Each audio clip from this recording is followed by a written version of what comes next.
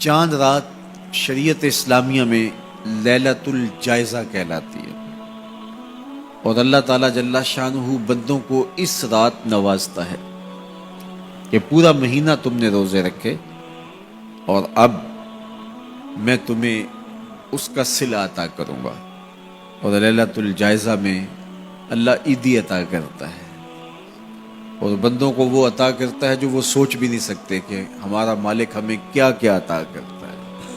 ہر شخص جو عیدی دیتا ہے وہ اپنی طاقت کے مطابق دیتا ہے نا۔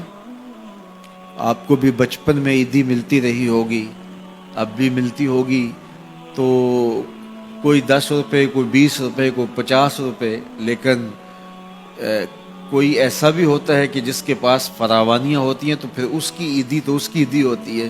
تو ہر شخص اپنی کیپیسٹی کے مطابق ہی عیدی دیتا ہے نا۔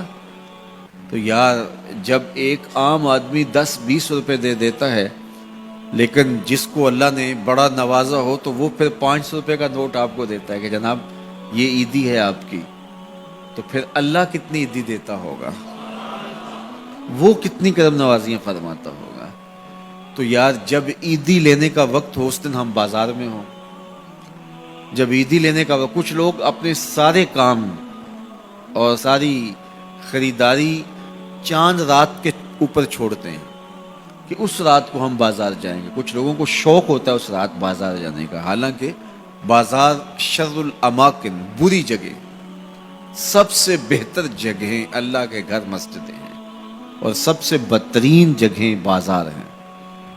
تو مجبوری کے ساتھ بازار میں جایا جاتا ہے، آپ کی مجبوری ہے کچھ خریدنا، اور اگر آپ کاروبار کرتے ہیں تو آپ کی مجبوری ہے کچھ بیچنا، تاکہ آپ اس خرید و فروخت سے اپنے بچوں کا رزق کما سکیں یا اپنی ضروریات کو وہاں سے جا کے خرید کے لا سکیں، تو وہ مجبوری ہے۔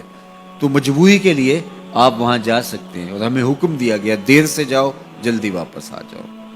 مسجد میں حکم دیا گیا ہے جلدی جاؤ دیر سے واپس آؤ۔ اور ہمیں پتہ ہے کہ چاند رات کو رش کتنا ہوتا ہے، اور ہم اسی وقت کے لیے سارے کام چھوڑے ہوں جب کہ کندھے سے کندھا چھو رہا ہوتا ہے، اور مرد و زن کا اختلاط بھی وہاں ہوتا ہے، تو پھر اپنے آپ کو بچانا اور اپنے آپ کو محفوظ رکھنا اور اپنی نظر کی عفت اور پاکیزگی کا خیال رکھنا کتنا مشکل ہو جائے گا۔ اپنے آپ کو آزمائش میں ہی کیوں ڈالا جائے کہ جس میں ہم پورے نہ اتر سکیں۔ تو اس لیے یہ بات ذہن میں رکھیے گا کہ یہ لیلۃ الجائزہ ہے، یہ جھولی پھیلا کے رب سے مانگنے کا وقت ہے، یہ بازاروں میں آوارگی کا وقت نہیں ہے۔ تو یہ رات بھی ہماری اللہ کے حضور عبادت میں گزرنی چاہیے، ذکر و فکر میں گزرنی چاہیے، یاد الہی میں گزرنی چاہیے۔ تو لیلۃ الجائزہ کو کبھی ضائع نہ کیجیے، اور اس رات کو برباد نہ کیجیے۔ سارے مہینے کی محنت آپ نے جو کی، اب اس کا صلہ لینے کا وقت ہے، اب عیدی لینے کا وقت ہے۔ تو عیدی لیجئے اپنے رب سے، جھولیاں پھیلا پھیلا کے لیجئے، اس سے خیرات مانگیے، اس کی کرم نوازیاں اور اس کی رحمتیں تمہارے اوپر برسیں گی، تو ان کو اپنے دامن میں سمو لیجئے۔ تو اپنی ضروریات کے لیے اور وقت نکالیے، اور عید کا دن بھی اللہ نے ہمیں 5 نمازوں کے علاوہ ایک اضافی نماز عید کی ہمارے اوپر واجب کی ہے۔ عید کے دن تو لوگ فرض نمازیں چھوڑ دیتے ہیں، جبکہ عید کے دن فرض نمازوں کے علاوہ ایک اضافی نماز رکھی گئی ہے۔ تو یہ ہمارا امتحان تھا، ہمارے ایک مہینے کی جو ٹریننگ ہوئی تھی، اس کے بعد آج ظہر کے وقت، آج عید کے دن فجر کے وقت، آج عصر اور مغرب کے وقت دیکھنا تھا کہ اس کا اثر ہماری روح میں کتنا اترا ہے۔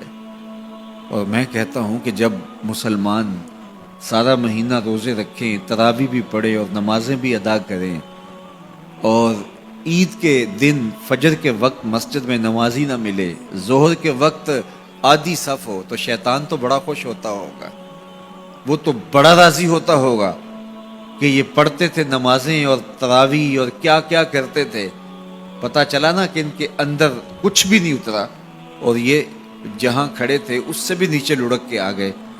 تو شیطان کو کبھی خوش نہ ہونے دینا. اللہ کے حضور سرخروئی اور کامیابی کے لیے دعا مانگتے ہوئے ماہ سیام سے رخصت ہوں. یہ گھڑیاں اللہ نے نصیب کی. گنتی کے دن انہیں کہا گیا ہے. تو یہ گنتی کے دن یوں ہی بیت جاتے ہیں اور اسی طرح پوری زندگی بیت جاتی ہے. اور پھر جب آنکھ بند ہوتی ہے تو پھر آنکھ کھلتی ہے کہ ہم زندگی کہاں گزار دیں. تو آئیے ان لمحوں کو غنیمت جانیے.